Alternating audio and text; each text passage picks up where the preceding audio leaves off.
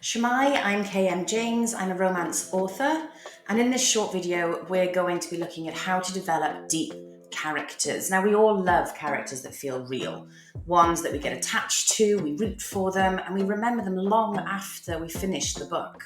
But what actually makes a character feel deep and compelling? The secret isn't about quirks or a tragic backstory, it's about internal conflict, about emotional wounds and growth. So I'm going to step you through how to develop truly unforgettable characters. It's inspired by the Story Genius method by Lisa Cron, and we're also going to be using AI to brainstorm, to speed up the brainstorming process. So let's dive in.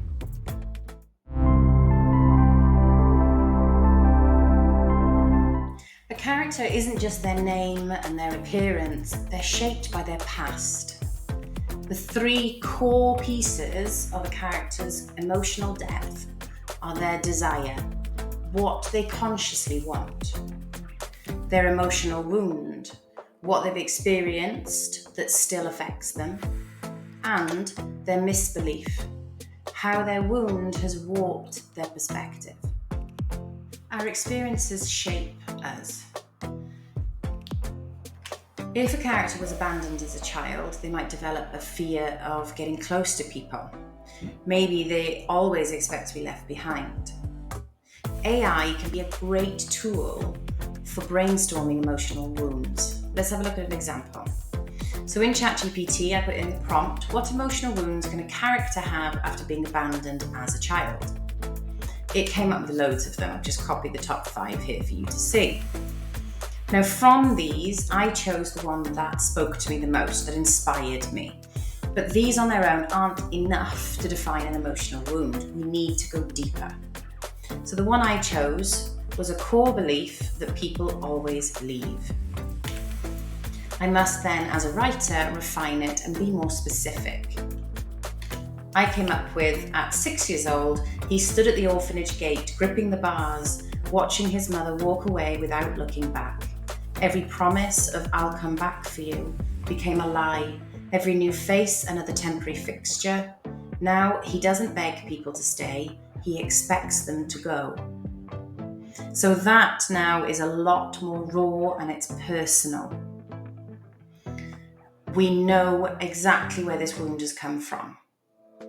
Lisa Cron, in the method Story Genius, suggests that you actually write the full scene. It's called the origin scene.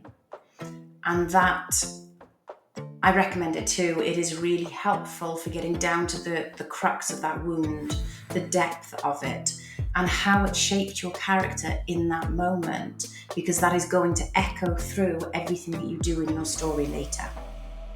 So we now know their emotional wound. We can move on to the next step, which is setting their desire.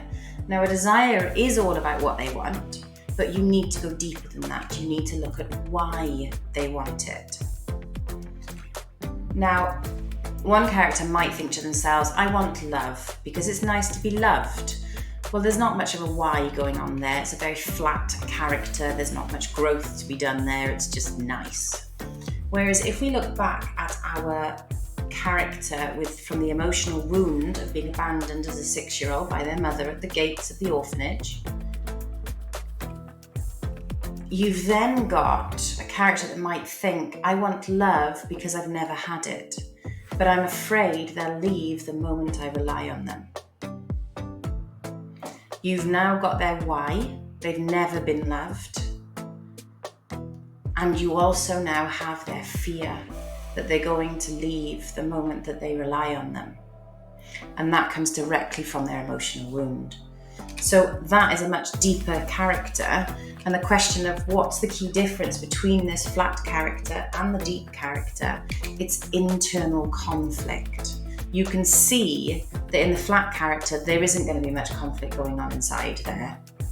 But in the deep character, they want to be loved, they're going to crave it, they're going to go after it, but they're also going to be conflicted inside with their fear that this person that they love is going to leave the moment that they rely on them. These then lead to their misbelief. We know their emotional wound, where it all came from. We know what desire that has given them, what fear it's given them, and why. Now in the misbelief, that's all about the false belief that's holding them back, and it's all linked to everything else. Again, you can use ChatGPT to look for some of these ideas. Here's what came up after I put in their emotional wound, I put in their desire, their fear, and I asked it to list me some misbeliefs for that character. Here's some of the things that it came up with. Now I'm going to choose the first one. Needing someone means giving them the power to hurt me. So for this character, John, I'm going to call him, we know his emotional wound, being abandoned at the orphanage. We know his desire, which is to find love because he's never had it. We know his fear, he's afraid that they'll leave the moment I rely on them, which directly informed his misbelief that needing someone means giving them the power to hurt me. With all of this in mind, we can now craft our story goal, the goal that is going to push John to change inside our story. Now, it doesn't matter what genre you write in. These emotional wounds, desires, misbeliefs. It's about developing a character that is deep. Doesn't matter what story or situation you throw them into, their arc is going to be the same. How it happens will be different, but it is still going to go through the same process because of this misbelief. So, for example, in a romance, John must learn to trust love and risk vulnerability. Otherwise, he will push away the one person who truly wants to stay. So he's not going to get his happy ever after. So learning to trust, love, and risk vulnerability goes directly against his misbelief of needing someone, giving them the power to hurt me. So him being vulnerable is going to be a huge step for him.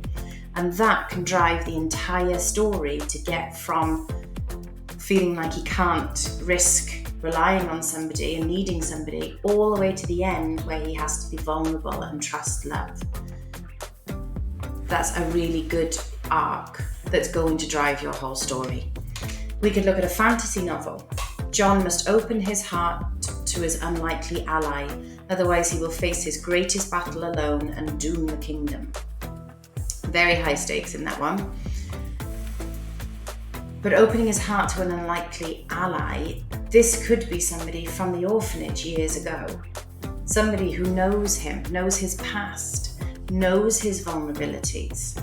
So who already has power over him. So for him to have to open his heart to them, it's going to be a huge conflict and big obstacles in the way for him to do that. So again, that's going to make a really compelling, interesting story. In a crime novel, John must learn to rely on his partner. Otherwise, his fear of trusting the wrong person will cost them both their lives. So now it's not about love being on the line so much as their lives being on the line.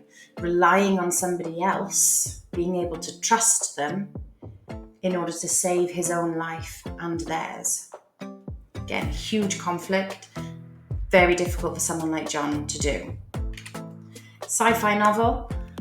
John must accept that survival requires connection. Otherwise, his refusal to depend on others will leave him stranded in deep space. So it's connecting in order to survive. And again, connection means relying on people, means needing people. And that means giving them the power, which can hurt him physically as well as internally. So you can see how the emotional wound, the desire, and the misbelief all come together to form a story goal that will drive your entire story forwards. Every single scene in your story must connect to that story goal. It must either push it forwards or it must pull it back, basically. And John in this story would be the protagonist. Now, in my stories, I tend to use dual protagonist, but dual POV, but I only have one protagonist. The love interest is almost as important as the protagonist. They have got almost equal POV, but the story evolves around the protagonist. It's their story goal pushing the whole story forwards, but I will still do the emotional wounds, the desire, the misbelief for my love interest, and I will know the goal of their arc, of their part of the story, all the way through. I don't go into that much detail for side characters or secondary characters unless I'm using them later on in a series. They're going to be the protagonist of a later series, in which case I want to know what all of these things are before I start. 3 steps to developing deep characters. Step 1, set their emotional wound, that origin scene of where that comes from. Step 2, set their desire. What do they want? Why do they want it? Why are they afraid to have it? And then step 3 is their misbelief. Each one of these informs the other. So the misbelief is made up of what they are afraid of, what they think will happen, that comes from their emotional wound. Now, deep characters, they don't happen by accident. They have to be built with intention. And that can then transform into your story goal, which will then push your whole story forwards. Now, I used AI to help me with the brainstorming of the misbeliefs and of the emotional wounds. It is a great tool. It's not a replacement for your creativity. You do have to refine what AI gives you and make it your own. And when it's used right, it can help you to develop characters with emotional layers. If you'd like to try this process for yourself, you can grab my free AI character building prompts in the description below. And if you found this video helpful at all, drop me a comment. I'd love to hear from you. Don't forget to subscribe and check out my other videos in the Writing with AI series. See you next time. Hwyl fawr!